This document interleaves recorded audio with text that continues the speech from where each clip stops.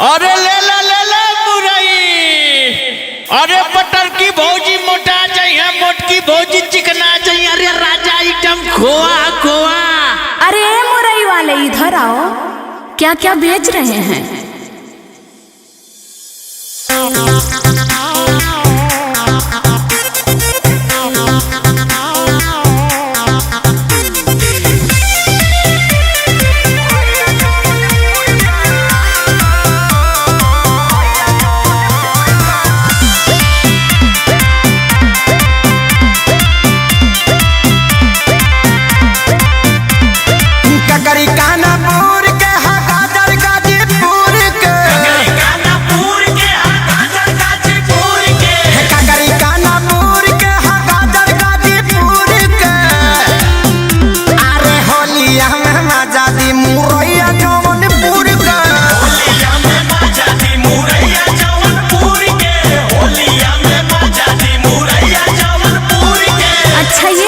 कितना रुपया किलो दे रहे हैं? अरे ढेर महंगा का, खाली 50 रुपया किलो ना। कहो पागल हो मत हुआ का। सट्टी में तो 20 रुपया हेलन हेल मिला थी, तू अरवा 50 के बेचा। पहले ही थैली ठेला द्वारा से हटा वाले के जाता, हमके सब्जी ना चाहिए। मुरई के भाव ह के भाव ह अंगूर के। मुरई के भाव ह के भाव ह अंगूर के। मुरई के भाव ह के भाव ह अंगूर के।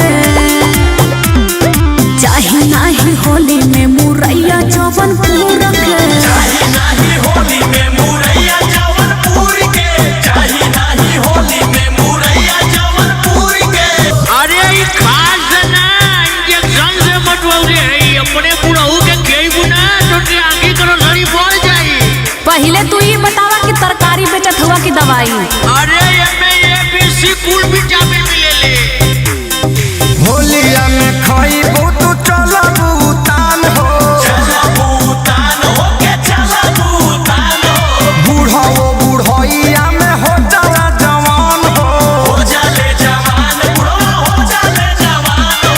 खड़े खड़े खइहा चाहे खइहा तू दूर के। खड़े खइहा चाहे खइहा तू दूर के। खड़े खड़े खइहा तू खइहा चाहे दूर के। अरे ना अरे होलिया में मजा दी मुरैया जौनपुर के। होलिया में मजा दी मुरैया जौनपुर के। होलिया में मजा दी मुरैया जौनपुर के। अच्छा विटामिन तो गोली बेचत हुआ का। अरे भौजी तो के पता ना हो, अरे असलिया भगवान भाई तो के बताइबे नहीं कइली। ऊ कहा हो? अरे तू को मुरई पे एगो बैगन फ्री आ। अरे तू का फ्री में देबा? बैगनों का दाम मुरैये में जोड़ के लेबा।